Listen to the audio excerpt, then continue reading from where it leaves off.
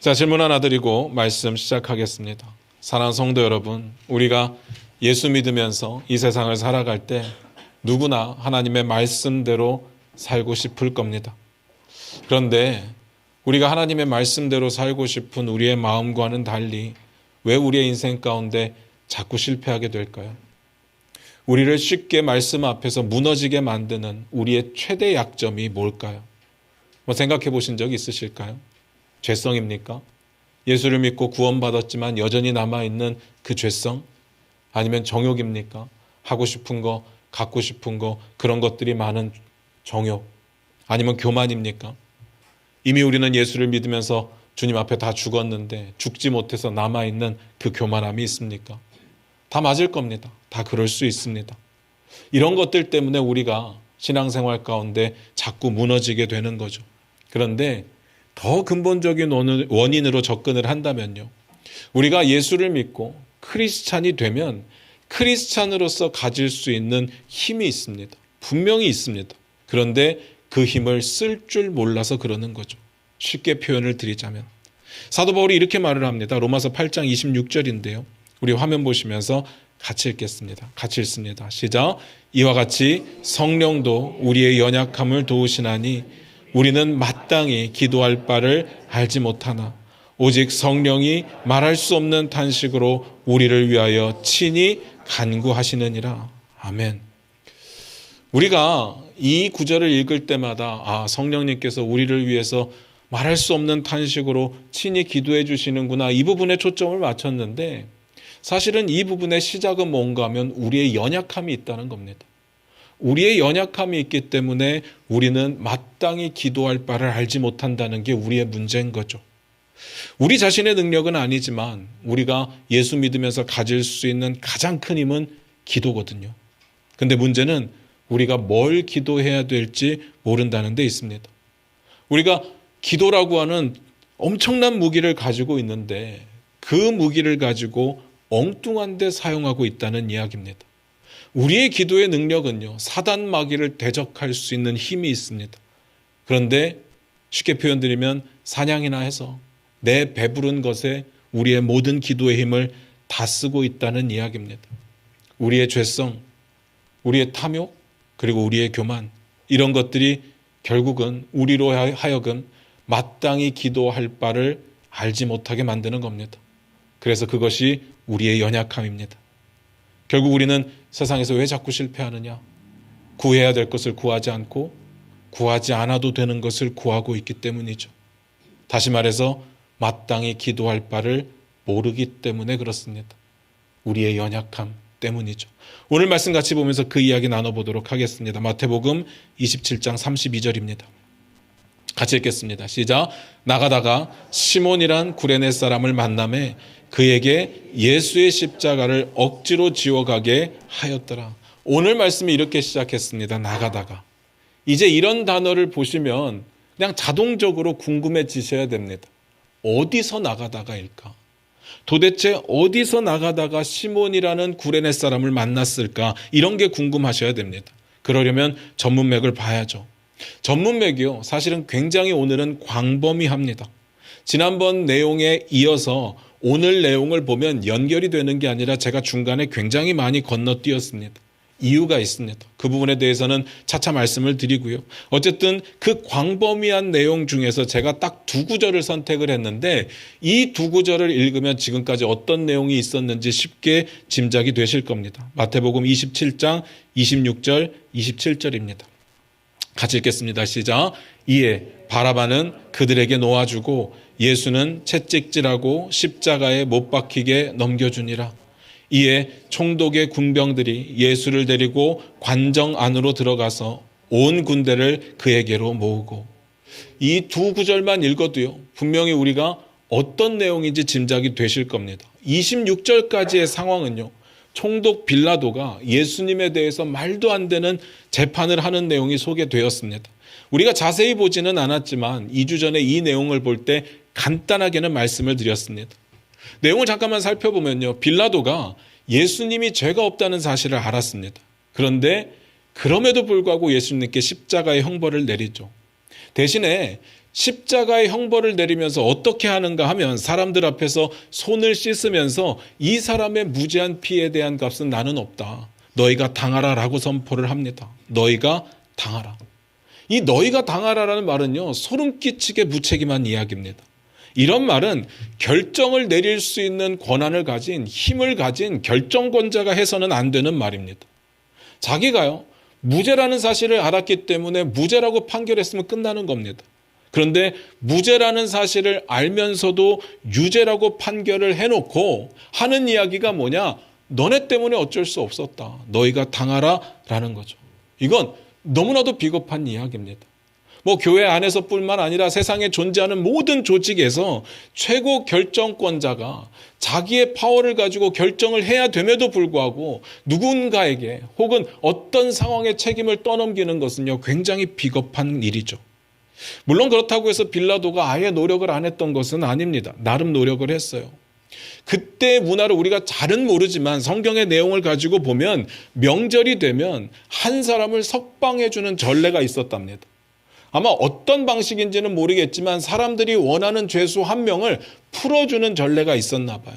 그래서 빌라도가 한 게 뭔가 하면요, 극악무도한 바라바하고 예수를 함께 세워놓고 물어봅니다. 누구를 놓아줄까라고 묻는 거죠. 아마 빌라도는요, 그의 마음 가운데 사람들이 당연히 예수를 놓아주라고 할 거라고 생각을 했을 겁니다. 그러면 못 이기는 척 놓아주고 싶었던 것 같습니다.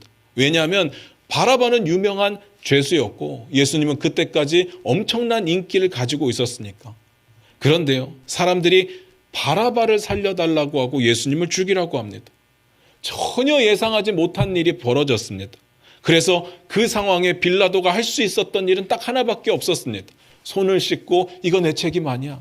이 무죄한 피는 너희가 당하라. 이 말밖에는 할 수가 없었던 겁니다. 그런데 잘 생각해 보시면요, 빌라도가 말하는 너희, 정말 유대인들이요, 그 당시 모여있던 사람들이요, 그들은요 그런 걸 결정할 힘이 없었습니다. 그런 걸 결정할 힘을 가진 사람이 총독이에요. 황제가 총독에게 그런 파워를 부여했습니다. 그런데 이 빌라도라고 하는 총독은요, 자신의 파워임에도 불구하고 자신의 권한임에도 불구하고 모든 책임을 사람들에게 떠넘깁니다. 물론 이 이야기를 우리가 지난번에 봤을 때도 잠깐 말씀드렸지만 이 죄값이라고 하는 것이 넘긴다고 넘겨지는 것은 아닙니다. 그러면서 이 이야기를 보면서 궁금해지는 겁니다. 죄가 없다는 걸 아는데, 예수님이 무죄하다는 걸 아는데, 그래서 그만큼 노력했는데 그럼에도 불구하고 왜 굳이 십자가 형벌을 내렸을까? 이유는 성경에 나와 있죠. 간단합니다. 밀란이 두려워서. 밀란이 일어날까 봐. 밀란이 일어나면요, 자기 커리어에 문제가 생기는 겁니다. 자기가 황제에게 받은 권한을 가지고 자기가 다스리는 지역을 잘 다스려야 자기 목숨을 유지할 수 있는데 밀란이 일어나면 점수가 깎이겠죠. 자기 목이 달아날까 봐 두려운 겁니다. 그래서 말도 안 되는 재판의 결과를 냅니다. 그러면서 내어줍니다. 무죄한 걸 아는데 십자가 형벌을 내려서 내어줍니다. 십자가에 못 박으라고. 여기까지가 26절까지의 내용이거든요. 그리고 그 다음 장면의 내용이 뭡니까? 27절만 다시 한번 읽어볼게요. 같이 읽겠습니다. 시작. 이에 총독의 군병들이 예수를 데리고 관정 안으로 들어가서 온 군대를 그에게로 모으고, 총독의 군병들이 예수를 십자가에 못 박으라고 내어주니까 예수를 데리고 관정 안으로 일단 들어갔습니다. 그리고 온 군대를 불러 모았어요. 그냥 문자 그대로 온 군대는 아닐 겁니다. 유대 땅에 있는 모든 군대를 다 데리고 온 건 아닐 거예요. 그냥 주변에 있는 군사들을 모았을 겁니다. 그 다음은요, 정말 보기 싫은 장면이 펼쳐집니다. 그래서 안 읽어볼 겁니다. 예수님의 옷을 벗기고 흉포를 입혔습니다. 이 사실부터가 너무 수치스럽지 않습니까? 누가 억지로 내 옷을 벗긴다고 하는 것 자체가 우리는 싫습니다. 그리고 흉포는요, 로마의 귀족들이 두르고 다녔던 붉은 천을 말하는 거거든요. 아마 이 시대 영화나 드라마를 한 번이라도 본 분들은 로마 사람들이 이렇게 빨간 천을 두르고 다니는 것을 화면 속에서 보셨을 겁니다. 그런데 중요한 건요, 정말 귀족들이 두르고 다니는 값비싼 천은 아니었을 겁니다. 그냥 빨간색, 그냥 빨간색으로 흉내만 낸 그런 천이었을 가능성이 크죠. 왜냐하면 지금 예수님을 존중하거나 대접하려고 하는 상황이 아닙니다. 무슨 상황인지 아시겠죠? 그 다음 보면 나옵니다. 그 다음에 가시관을 엮어서 예수님의 머리에 씌웠습니다. 가시관은 왕관을 대신한 겁니다. 아마 주변에 가장 쉽게 구할 수 있었던 나뭇가지들이 가시나무 줄기였던 것 같습니다. 그리고 손에 갈대를 쥐게 했습니다. 이 갈대라는 단어가 우리가 보기엔 굉장히 힘없는 것 같아서 해석이 분분한데 일종의 막대기라고 보시면 됩니다. 그리고 그 막대기는 왕의 지팡이, 왕이 항상 쥐고 있는 왕의 호를 대신하는 거였습니다. 그리고 그 앞에서 유대인의 왕이여 평안할지어다 라고 외치면서 절을 하죠. 그렇게 절하려고, 그렇게 외치려고 그렇게 꾸민 겁니다. 이거 진짜 존중 아닙니다. 진짜 경배 아닙니다. 지금 놀리는 겁니다. 조롱하는 겁니다. 그러니까 그 다음 내용이 뭐냐면 침 뱉고 갈대를 빼앗아 예수님의 머리를 때렸습니다. 갈대가 뭐라고요? 막대기입니다. 이때 가시관이요 씌어져 있었습니다. 벗겼다는 이야기가 없어요. 예수님의 머리에 씌어져 있는 그 가시관 위로 막대기로 때렸다는 이야기입니다. 아마 그 고통이 어마어마했을 겁니다. 그런데 이 장면 익숙하지 않습니까? 어디서 봤던 장면 아닙니까? 유대의 공회원들 앞에서 이런 조롱을 당하셨습니다. 그들이 침 뱉었죠. 손바닥으로 때렸습니다. 주먹으로 때렸습니다. 그것도 모자라서 비아냥거리고 조롱했습니다. 기억나실 겁니다. 그리고 나서 총독에게로 간 거죠. 그때도 말씀드렸는데 왜 이런 일이 일어나느냐? 이사야 50장 6절의 내용인데 우리 화면 보시면서 같이 읽어보도록 하겠습니다. 같이 읽겠습니다. 시작. 나를 때리는 자들에게 내 등을 맡기며 나의 수염을 뽑는 자들에게 나의 뺨을 맡기며 모욕과 침뱉음을 당하여도 내 얼굴을 가리지 아니하였느니라. 오늘도 마찬가지예요. 구약의 예언이 이루어지고 있는 중입니다. 예수님이 힘이 없어서 맡고 있는 게 아닙니다. 예수님이 무기력하게 아무것도 가진 게 없어서 맡고 있는 게 아니에요. 구약의 예언이 이루어지고 있는 겁니다. 오늘 내용을 보면서 여러 가지 생각이 드시겠지만 사실 로마 군병들에게 이 정도는요 허용이 되는 장난이었습니다. 우리가 보기에는 사람들이 어떻게 저렇게 잔인할까 하겠지만 이들에게 있어서는요 일종의 놀이 같은 것이었습니다. 그리고 반역자로 붙잡혀 온 사람들에게 충분히 할 수 있는 그런 내용들이었습니다. 물론 예수님은 죄가 없었지만요. 이것이 잘못된 판결이지만요. 그리고 나서 그 다음 내용이 다시 흉포를 벗기고 옷을 입혔다는 내용이 나옵니다. 마태복음 27장 31절입니다. 같이 읽겠습니다. 시작. 희롱을 다한 후 흉포를 벗기고 도로 그의 옷을 입혀 십자가에 못 박으려고 끌고 나가니라. 보통은요 이런 반역자들 십자가에 못 박는 사람들을 빨가벗겨서 데리고 가기도 합니다. 그런데 오늘 본문을 보니까 다시 예수님의 옷을 입혔습니다. 왜 그럴까 궁금해서 찾아보니까요 여전히 유대인들의 민심을 두려워하고 있었기 때문이라고 합니다. 명절이잖아요. 그래서 사람들이 많이 모여 있었습니다. 분명히 자기네들 입으로 예수를 죽이고 바라바를 놓아달라고 했지만 자기들이 결정한 그 일이 이렇게 수치스러운 일이라는 사실을 보고 나서 마음이 변하면 안 되니까, 그래서 밀란이 일어나면 안 되니까 그래서 옷을 도로 입혔습니다. 그리고 십자가에 못 박으려고 관정에서 나갔던 겁니다. 그리고 오늘 본문입니다. 어떤 배경인지 어떤 느낌인지 다 아시겠죠. 근데 사실은요 마태는 이 부분에 대해서 예수님의 고난과 예수님의 죽음의 부분에 대해서 그렇게 구체적으로 묘사하고 있지는 않습니다. 우리가 예수님의 고난과 예수님의 십자가에 매달리는 상황에 대해서 알고 있는 내용들이 오늘 본문에는 거의 나오지 않습니다. 그냥 아주 간략하게 정말 간단하게만 묘사하고 있습니다. 대신에 마태의 포인트는 분명합니다. 구약의 예언이 이루어졌다. 그리고 우리를 위해서 예수님께서 십자가에 죽으셨다. 아무 죄도 없는 예수님께서 십자가에 죽으셨다 이겁니다.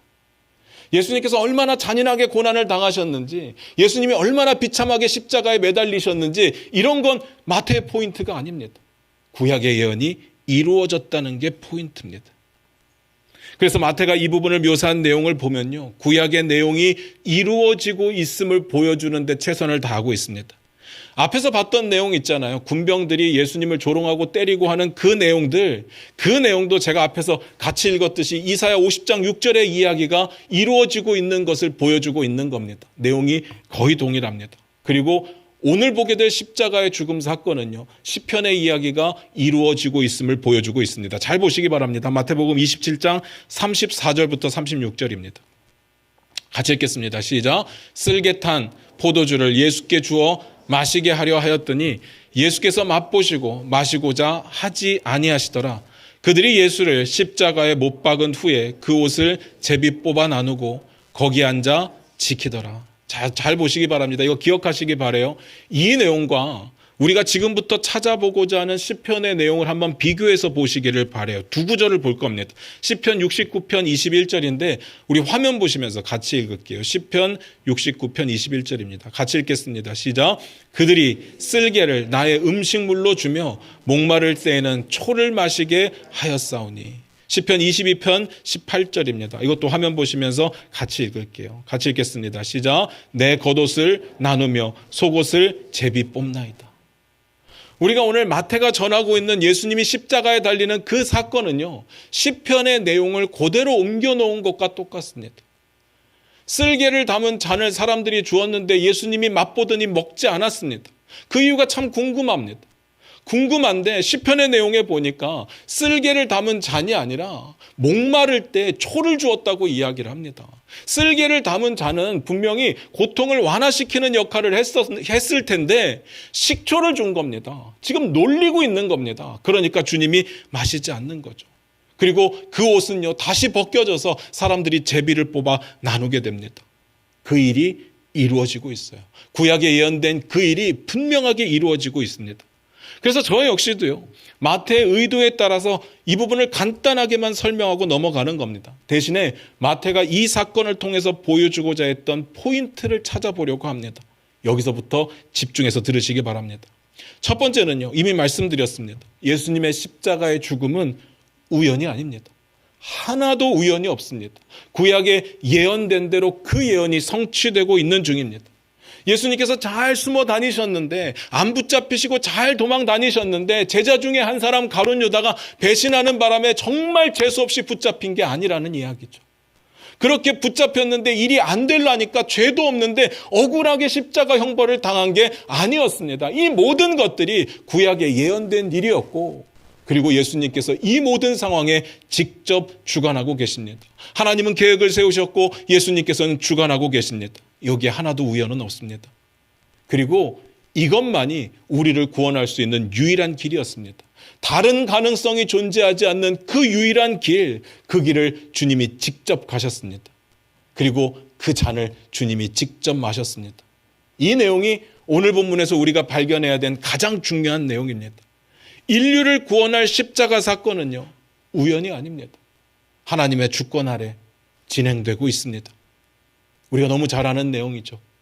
그래서 오늘은 깊이 다루지는 않겠습니다. 그런데 다시 말씀드리지만 오늘 본문에서 제일 중요한 건 이 부분입니다. 그 다음 내용을 보겠습니다. 마태복음 27장 32절입니다. 같이 읽겠습니다. 시작. 나가다가 시몬이란 구레네 사람을 만나매 그에게 예수의 십자가를 억지로 지어가게 하였더라. 군병들이요, 예수님을 십자가에 못 박으려고 관정에서 데리고 나가다가 시몬이라고 하는 구레네 사람을 만났어요. 이 사람이 누군지는 중요하지 않습니다. 왜냐하면 오늘 이후로 안 나와요. 이 사람이 나중에 초대교회 주요 멤버가 되었다는 썰이 있기는 한데 잘 모르겠습니다. 잘 모르겠어요. 대신에 확실한 건 이 부분을 좀 보셨으면 좋겠습니다. 보통은 자기 십자가는 자기가 져요. 그런데 희한하게 군병들이 구레네 사람 시몬을 붙들어서 예수님의 십자가를 대신 지게 했습니다. 그것도 억지로. 보통 군병들이 그 정도의 파워는 가지고 있습니다. 그런데 이전까지는 어떤 모습이었어요? 예수님을 조롱하고 예수님을 때리던 사람들이 지금은요, 구레네 사람 시몬을 붙잡아서 예수님을 위해서 십자가를 대신 지게 하고 있습니다. 아마도 그 이유는 예수님이 그럴 만한 힘이 남아있지 않았을 겁니다.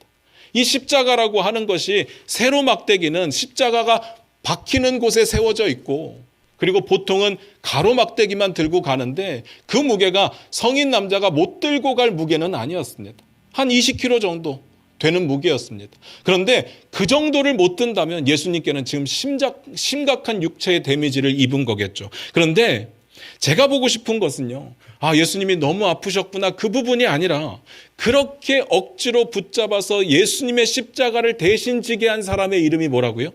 시몬입니다. 시몬하면 떠오르는 내용이 있지 않습니까? 얼마 전에 그런 이야기가 있었잖아요. 마태복음 26장 33절입니다. 우리 화면 보시면서 같이 읽을까요? 같이 읽겠습니다. 시작. 베드로가 대답하여 이르되 모두 주를 버릴지라도 나는 결코 버리지 않겠나이다. 마태복음 26장 35절도 볼까요? 같이 읽겠습니다. 시작. 베드로가 이르되 내가 주와 함께 죽을지언정 주를 부인하지 않겠나이다 하고 모든 제자도 그와 같이 말하니라. 지금 베드로라고 나와 있습니다. 그렇게 장담하던 베드로의 이름이 뭐예요? 시몬입니다. 이 베드로 시몬은요, 온데간데가 없습니다. 분명히 뭐라고 했습니까? 예수님 죽을 때 나도 같이 죽겠습니다 라고 말을 했었는데, 주님이 지금 육체의 심각한 고통 가운데 그 십자가를 질 수 없어서 예수님이 그 도움이 필요한 순간에 베드로 시몬은 없습니다. 대신에 엉뚱하게 느닷없이 구레네 사람 시몬이 예수님의 십자가를 대신 지죠. 제자들은요, 한 사람도 이 순간 같이 한 사람이 없었습니다. 이게 우연일까요? 여기까지만 보면 모르겠죠. 그런데 그 다음 내용을 보면 이게 우연이 아니라는 사실을 느끼게 될 겁니다. 다음 장면 볼까요? 마태복음 27장 37절 38절입니다. 같이 읽겠습니다. 시작. 그 머리 위에 이는 유대인의 왕 예수라 쓴 죄패를 붙였더라. 이때 예수와 함께 강도 둘이 십자가에 못 박히니 하나는 우편에 하나는 좌편에 있더라. 십자가에 달린 예수님의 머리 위에 이런 죄패가 붙었습니다. 유대인의 왕 예수. 잘 생각하셔야 됩니다. 예수님이 십자가에 달려 죽으시는 죄명이 뭐냐? 그래서 붙은 죄패가 뭐냐? 유대인의 왕이기 때문이라는 이야기입니다. 이 부분을 잘 기억하셔야 됩니다. 유대인의 왕이라는 죄가 정말 십자가에 못 박혀 죽을 만큼의 심각한 죄일까? 우리 생각을 해봐야 됩니다. 예수님께서 십자가에 못 박히실 때 총 3명이 못 박혔잖아요. 예수님이 가운데, 그리고 좌우에는 강도들이 못 박혔습니다. 그런데 원래 이 가운데 자리, 두 사람 가운데 제일 중요한 그 자리에 예수님이 못 박힐 그 자리였을까? 그렇지는 않았겠죠.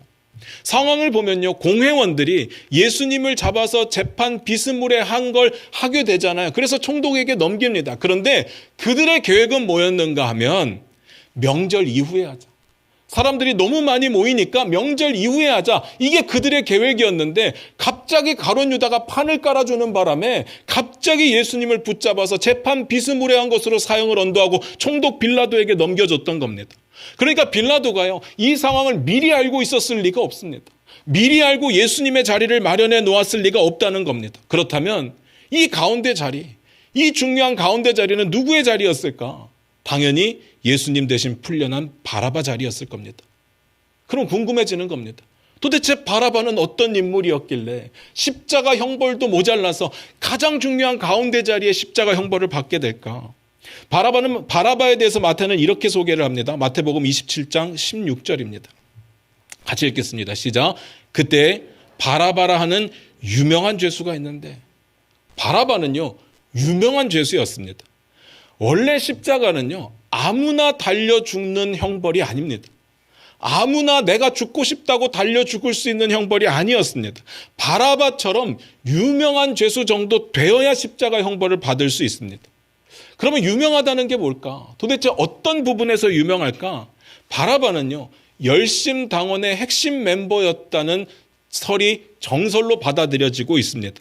열심당원들이 어떤 사람들인가 하면 지금 이스라엘 백성들이요, 로마의 압제를 받고 있잖아요. 근데 언제든지 독립을 준비하고 있는, 우리로 따지면 독립투사 같은 사람들이었습니다. 그들은 칼을 가슴에 품고 다니면서 폭력도 불사하면서 독립을 쟁취하려고 노력하던 사람들이었습니다. 그러니까 바라바라고 하는 사람, 우리가 생각하는 것처럼 단순하게 극악무도한 범죄자, 살인자였다기보다 로마의 입장에서 볼 때는 꽤 위협적인 반역자였다고 보는 게 맞습니다. 그래서 그 사람에게 십자가 형벌을 내린 거죠. 그러니까 이 두 강도 역시도요, 그냥 물건 훔치는, 사람 때리는 잡범들이 아니었을 겁니다. 바라바와 한 통 속에 비슷한 류였을 가능성이 굉장히 큽니다. 그래서 이 바라바를요, 마태는 그냥 유명한 죄수라고만 소개를 했는데 마가는 이렇게 바라바를 소개하고 있습니다. 마가복음 15장 7절인데요. 우리 화면 보시면서 같이 읽겠습니다. 같이 읽겠습니다. 시작. 밀란을 꾸미고 그 밀란 중에 살인하고 체포된 자 중에 바라바라 하는 자가 있는지라.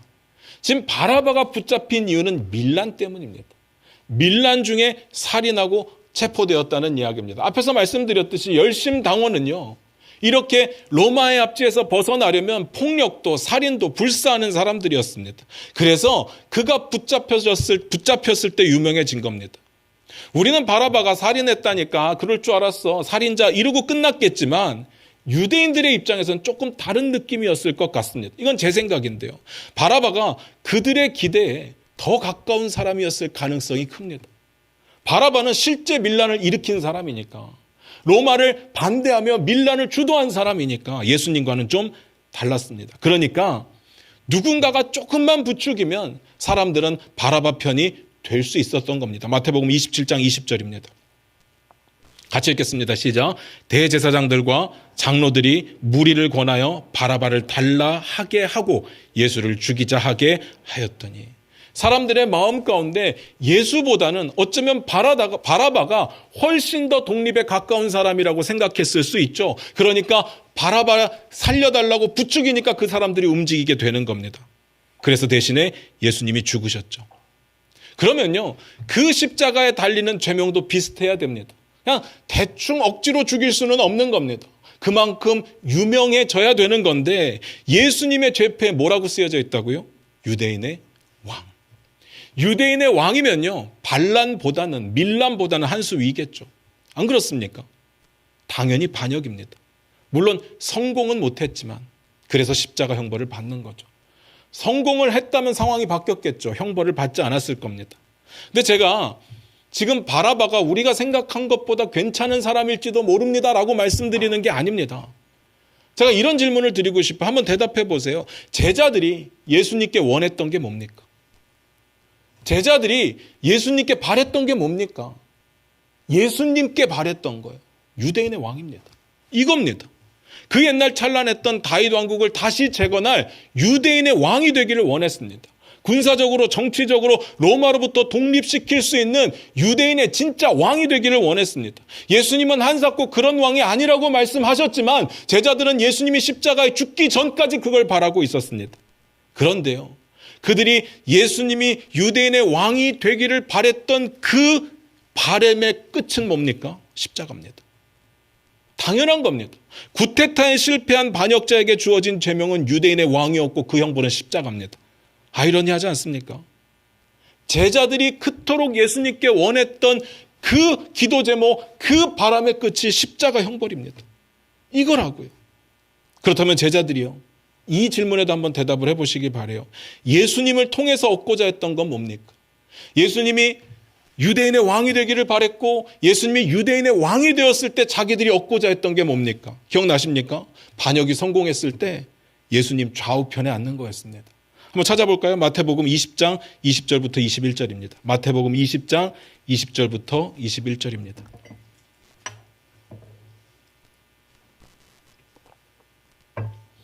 같이 읽겠습니다. 시작. 그때 세베대 아들의 어머니가 그 아들들을 데리고 예수께 와서 절하며 무엇을 구하니 예수께서 이르시되 무엇을 원하느냐 이르되 나의 이 두 아들을 주의 나라에서 하나는 주의 우편에 하나는 주의 좌편에 앉게 명하소서. 그들이 원한 게 뭐예요? 주의 나라에서. 로마의 입장에서 보면 반역에 성공했을 때, 유대인의 왕이 되었을 때, 그때 한 자리씩, 그것도 왕의 좌편, 왕의 우편의 자리를 달라고 하는 겁니다. 그런데요, 오늘 내용을 잘 보세요. 예수님의 좌편과 우편에 지금 누가 있습니까? 강도가 있다고요. 왜요? 실패했으니까. 제자들이 원했던 상황은 이 상황은 아닙니다. 그러니까 그들은 도망간 거죠. 예수님의 좌우편에요, 그토록 안고 싶었던 야고보와 요한이 있었던 게 아니라 자기가 수제자라서 날마다 성급하게 나서던, 항상 먼저 나서던 베드로가 있었던 게 아니라 당연히 다른 제자들이 있었던 게 아니라 바라바와 함께했던 강도들이 있었습니다. 이게 아이러니한 거예요. 예수님의 제자들이 원했던 것의 결말은요, 결국 반란죄로 매달리게 될 십자가였습니다. 그런데 가장 충격적인 건 예수님께서 십자가를 지실 때 어느 누구도 함께하지 않았다는 겁니다. 예수님께서요, 제자들에게 말씀하신 거 기억나십니까? 마태복음 16장 24절 25절입니다. 이것도 한번 찾아볼게요. 마태복음 16장 24절 25절입니다. 같이 읽겠습니다. 시작. 이에 예수께서 제자들에게 이르시되 누구든지 나를 따라오려거든 자기를 부인하고 자기 십자가를 지고 나를 따를 것이니라. 누구든지 제 목숨을 구원하고자 하면 잃을 것이요 누구든지 나를 위하여 제 목숨을 잃으면 찾으리라. 예수님의 십자가를요, 예수님이 그 육체적인 고통으로 지지 못할 때 대신 져준 사람도 제자 중에는 없었습니다. 그리고 예수님께서 십자가에 달려 죽으시는 그 순간에도 양옆에 제자들은 없었습니다. 오히려 강도들이요, 자기 십자가를 지고 예수님 옆에 쓰죠. 물론 억지이긴 하지만, 억지로긴 하지만, 자기 의지는 아니지만. 그래서 결론적으로 말씀드리고 싶은 게 있습니다. 제자들은요, 항상 자기들이 뭘 구하고 있는지 몰랐다는 사실입니다. 자기들이 뭘 원하고 있는지도 몰랐습니다. 그리고 가장 결정적인 건 그들이 원하는 것의 결과가 어떻게 될지도 전혀 예측하지 못했습니다. 그 결과가 뭐였습니까? 십자가요. 그런데 이걸 원했던 제자들은 한 사람도 없었습니다. 그럼에도 계속 구합니다. 예수님께서 제자들이 예수님의 좌우편을 달라고 했을 때 하신 이야기 기억납니까? 마태복음 20장 22절입니다. 한번 찾아봅니다. 마태복음 20장 22절입니다. 같이 읽겠습니다. 시작. 예수께서 대답하여 이르시되 너희는 너희가 구하는 것을 알지 못하는도다. 내가 마시려는 잔을 너희가 마실 수 있느냐? 그들이 말하되 할 수 있나이다. 모릅니다. 그들은 자기들이 구하는 게 뭔지 모릅니다. 그런데 끝까지 바라죠. 그리고 할 수 있다고 말합니다. 이게 제자들의 현실이었습니다. 모르면서 최선을 다해 인내를 가지고 구하는 제자들의 모습. 이렇게 묻고 싶습니다. 우린 다를까요? 우리의 기도의 내용을 한번 보시기 바랍니다. 우리는 알고 구하고 있나요? 우리가 구하는 것의 결과가 어떻게 되는지 알고 구하고 있나요? 어떻습니까? 혹시 모르고 구하고 있지는 않습니까? 말씀 마무리 지을게요. 제가 오늘 본문을 통해서 나누고 싶은 이야기는 딱 하나입니다. 우리는 우리가 구하는 게 뭔지 모릅니다. 대부분 그래요. 그리고 그렇기 때문에 그게 우리의 연약함이 되죠. 우리가 구하는 것의 결과가 어떻게 될지도 모릅니다. 우리는 한 치 앞을 내다보지 못합니다. 그런데요, 마치 목숨 건 사람들처럼 기도합니다. 내가 구하는 것을 얻지 못하면 내 인생이 끝날 것처럼 생각합니다. 내가 원하는 대로 되지 않으면 내 인생이 실패한 것처럼 생각합니다. 그런데 어느 누구도 이 부분에 진짜로 자기 목숨을 거는 사람은 없습니다. 안 되면 도망갈 준비를 하고 있죠. 그래서 이건 우리의 연약함입니다. 믿음도 아니고 아무것도 아니고 연약함입니다. 이 연약함 때문에 세상에서 하나님의 말씀대로 살지 못하고 무너지게 되는 겁니다. 심각하죠. 그래서 사도 바울이 이렇게 말합니다. 로마서 8장 26절 맨 처음 읽었던 내용인데 다시 한번 읽겠습니다. 같이 읽습니다. 시작. 이와 같이 성령도 우리의 연약함을 도우시나니 우리는 마땅히 기도할 바를 알지 못하나 오직 성령이 말할 수 없는 탄식으로 우리를 위하여 친히 간구하시느니라. 우리의 연약함이 뭐라고요? 우리의 죄성 때문에, 우리의 탐욕 때문에, 우리의 교만 때문에 마땅히 기도할 바를 알지 못하는 것. 그러면서도 기도를 하고 있는 게 우리의 연약함입니다. 우리는 엉뚱한 걸 구합니다. 그래서 그게 우리의 약점이고요. 이 세상 가운데 말씀대로 살아내지 못하는 위기와 걸림돌이 됩니다. 진짜 기도는 뭡니까? 겸손함으로 하나님 앞에 무릎 꿇는 겁니다. 우리의 삶에 하나님 나의 왕이 되시고 나의 주인 되심을 인정하는 겁니다. 하나님의 주권과 통치 앞에 무릎 꿇고 받아들이는 겁니다. 이게 기도죠. 너무 평범한 이야기 같지만 이건 중요한 이야기입니다. 그런데 궁금하죠? 어떻게 그럴 수 있을까? 우리는 연약한데 마땅히 기도할 바를 여전히 모르겠는데 어떻게 우리가 기도할 수 있을까? 아까 읽었던 로마서 8장 26절에 나옵니다. 우리의 연약함을 도우시는 분이 있답니다. 누굽니까? 성령님이요. 성령님이 도우실 때 우리는 우리의 기도가 변하게 됨을 경험하게 될 겁니다. 이게 포인트입니다. 잘 생각하셔야 됩니다. 제자들이 언제 바뀌었을까요? 언제 정신 차렸을까요? 예수님 죽기 직전까지 그들은요, 변한 게 없습니다. 여전히 한 자리를 원하고 있었고요. 이 땅 가운데 정치적이고 군사적인 왕이 되기를 원했습니다. 그러니까 도망가는 겁니다. 자기들의 기대와 다르니까 도망가는 거예요. 그러면 그들이 예수님께서 십자가에 달려 죽으실 때 변화받았습니까? 아니에요. 아닙니다. 그러면 예수님께서 사흘 후에 부활하셨을 때 변화받았습니까? 아닙니다. 잘 생각하셔야 돼요. 예수님의 부활 사건이 엄청나긴 했지만 그들의 삶을 완전히 바꿔놓지는 못했습니다. 그래서 잘 보시면요, 그들이 물고기 잡으러 갈 때 한 6, 7명이 따라간 것으로 보이는데 그때가요, 부활하신 이후였습니다. 변하지 않았습니다. 그럼 언제 변하느냐? 오순절 다락방에서 성령의 임재를 경험하고 난 이후에 변합니다.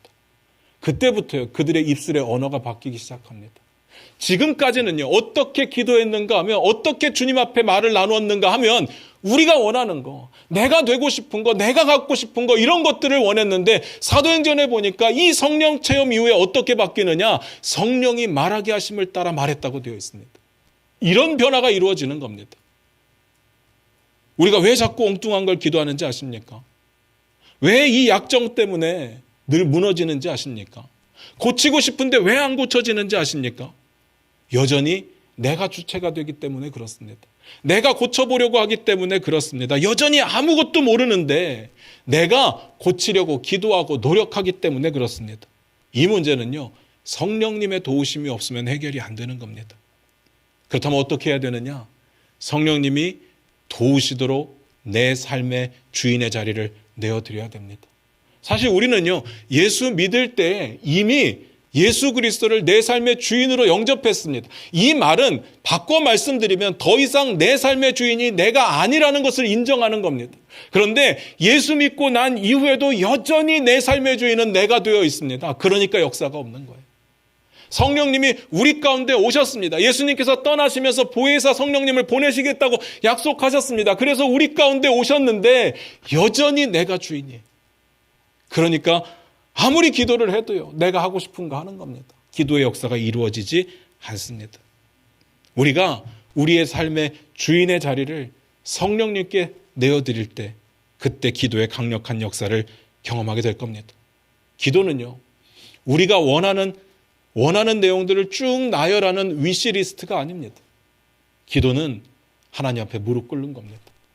하나님의 주권과 왕권을 인정하는 겁니다. 기도는 사단을 대적할 수 있는 강력한 무기가 그때 될 줄로 저는 믿습니다. 여러분들, 우리의 기도가요, 우리가 원하는 것들을 나열하는 것이 아닌 먼저 그의 나라와 그의 의를 구할 수 있는 기도로 바뀌는 건 성령님의 도우심입니다. 성령님께 내어드리십시오. 기도하겠습니다.